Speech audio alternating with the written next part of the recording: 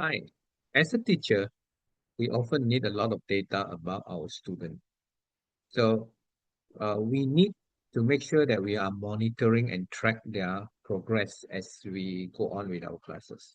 Hi, my name is Kelvin. I'm a Google certified educator and also an office productivity specialist. Now, I'm going to show you two feature in Google Sheet that's going to be very useful for monitoring purpose. Number one, I'm going to talk about the data validation. And number two, I'm going to talk about the for conditional formatting. So if you look at the screen, I have this current status of all the students where I have help, work done, and office work, work in progress done and help. So what I'm going to do is I'm going to uh, create a drop-down list, right? A validation. So I go to data, I go to this data validation. Now I'm going to add a rule.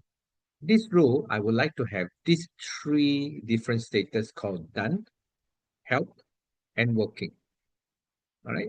If you look at it, this is a cheap kind of a effect, but I do not want it. I want it to look like an arrow. That's it, an arrow. So I click done.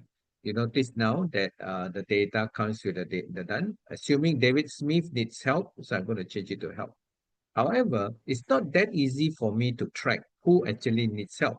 So what I'm going to do now is I'm going to add in what we call the conditional formatting. As soon as the students need help, the status need help, then I will make sure that it turns red. So how do I do that? I go to data conditional formatting. I'll tell them if exactly, when the text is exactly help, Help, I would like it to turn red, right? Add to it. And if I want to have a different item here to see how many of them has already done their work, so I take exactly, then I put here done, and I want it to turn green. Yep, exactly, green. And if their work is still in progress, so I'm going to click done, add another one. So I'll tell them it's exactly working. I mean, work in progress. Then I will make it yellow in color. Okay.